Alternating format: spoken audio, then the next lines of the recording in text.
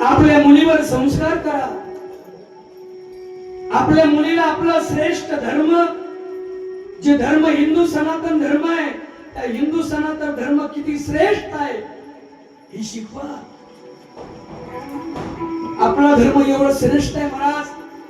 आपल्या धर्मामध्ये मुलीला मुलगी बनलं जातं, आईला आईचा दर्जा दिला जातो, पत्नीला पत्नीचा दर्जा दिला जातो.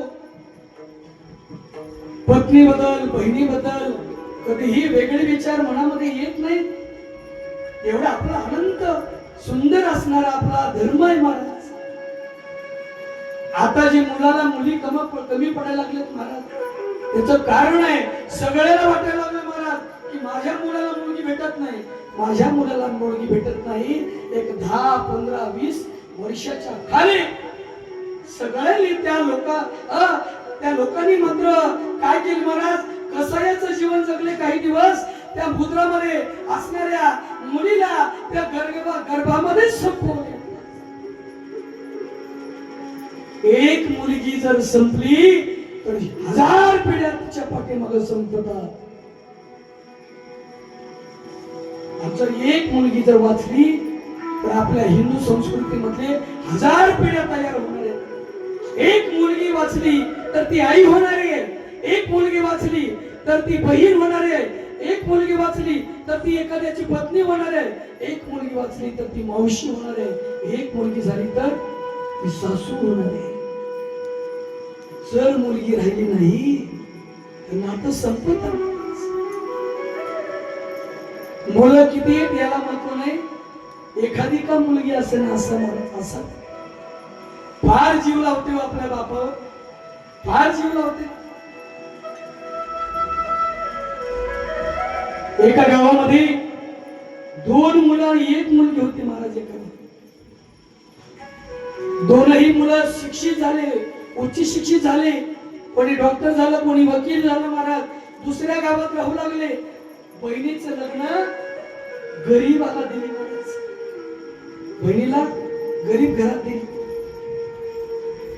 जो माणूस होता तो माणूस मात्र आपल्या खेड्यागावामध्ये वट्ट्यावर कट्ट्यावर बसून मात्र त्याचा जीवलग मित्र होता महाराज. त्याला सुख दुःख सगळं रोज सांगायचा, जवळ बसायचा. पण झालं काय महाराज, त्याला एक मोठा रोग झाला, मोठा असा रोग झाला महाराज. त्या मित्रानं मात्र त्याला काय केलं, दवाखान्यामध्ये ऍडमिट केलं. दवाखान्यामध्ये ऍडमिट केल्यानंतर डॉक्टर साहेब म्हणायला लागले थोडा विलाज झाला पण खूप मोठी बिमारी आहे, याला 15 लाख रुपये खर्च येणार आहे. हा मित्र म्हणायला लागला, अहो डॉक्टर साहेब माझा मित्र म्हणून याला दवाखान्यात आणलं मी, याच्यापुढे मी काही करू शकत नाही हो. मग याला काही मुलं वगैरे आहेत? आहेत 2 मुलं आहेत, 2. त्यांना फोन केलं, डॉक्टर साहेबांनी बोलून घेतलं. कॅबिन मध्ये बसलं, मोठा मुलगा कॅबिन मध्ये गेला आणि डॉक्टरला विचारू लागला, का हो थोडं बाजूला, डॉक्टर साहेब माझ्या वडिलाला काय झालं, कोणता रोग झाला? नाही बाबा, ऑपरेशन केल्याशिवाय गत्यंतर नाही. 15 लाख रुपये. त्या मोठ्या मुलानं एकच विचारलं, म्हणून 15 लाख रुपये तुम्हाला देईल, पण मला याची शाश्वती सांगा. 15 लाख खर्च करून माझा बापाचं ऑपरेशन झाल्यानंतर माझा बाप जिवंत किती वर्ष राहील याची गॅरंटी द्या मला. घामाचा माझा पैसा आहे, हे 15 लाख रुपये देईल मी माझ्या बापासाठी, पण मला याची शाश्वती सांगा. 15 लाख खर्च केल्यानंतर किती वर्ष माझा बाप राहणार आहे?